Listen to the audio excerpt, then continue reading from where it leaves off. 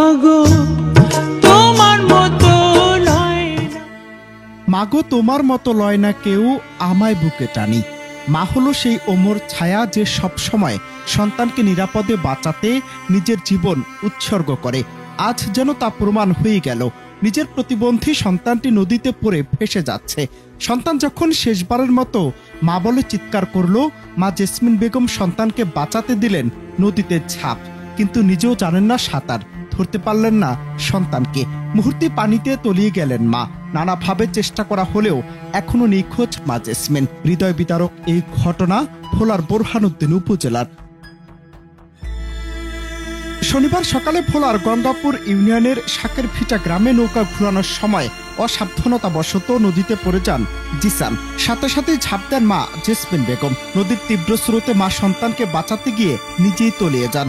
স্থানীয় কৃষকরা দ্রুত জিসানকে উদ্ধার করতে সক্ষম হলেও জেসমিন নিখোঁজ থাকেন। এর মধ্যে পেরিয়ে গেছে 12টি ঘন্টা। ঘটনা জানার পর বোরহানউদ্দিন ফায়ার সার্ভিস ও সিভিল ডিফেন্সের ডুবুরি দল ঘটনাস্থলে পৌঁছে উদ্ধার অভিযান শুরু করেন। ফায়ার সার্ভিসের কর্মকর্তারা বলছেন, নদীর স্রোত অনেক বেশি থাকায় উদ্ধার কাজে বিলম্ব হচ্ছে। তবুও ডুবুরিরা নিরলসভাবে নিখোঁজ মাকে উদ্ধারের চেষ্টা চালাচ্ছেন। ছেলেকে বাঁচাতে ঝাঁপ দেয়া এই মায়ের সাহসিকতা স্থানীয় সমাজে মানবিক ভালোবাসার এক শক্তিশালী উদাহরণ হয়ে দাঁড়িয়েছে। এক কথায়, এই ঘটনা শুধু একটি দুর্ঘটনা নয়, এটি একটি মায়ের নিঃস্বার্থ ত্যাগ ও ভালোবাসার প্রতীক। হয়তো মায়েরা এমনই হয়। তান্দিল্লারে গেছে নদীর ঘর, তান্দিল্লার মায় বলে গেছে এনে আনতে যাই ওরে, ওই বলে নদীতে বেরিয়ে গেছে, ওরে ধরতে যায় তান্দিল্লার মায় তলাই গেছে। এই কইছে আমি দৌড় দিয়ে আইসি, দৌড়ি আইয়া জায়গায় গেলাম, ওই জায়গায় গেছি যাইয়া দিয়েছেন সে আর নাই। পরে আমি খুনি যেই লোকে ওরে উড়েছে, কি খবর কাজে ওরে দেয় হাবুডুবু করে ওরে উড়ে আনছি। আমারও ওইব কিন্তু পাঁচ দৌড় দিছে, ও দৌড় দেখিয়া তো আমি দেখতে আসি এই দিয়ে ওরা হরিয়ে গেছে। আমি ওরা হালাই, আবার আর বিবি দৌড়ে যাই কয় কি আমার নাতিকে হরিয়ে গেছে। তার নাতিকে উড়েছি আর কয় আমার বউ হরিয়ে গেছে, বউ আমি দেখিনি।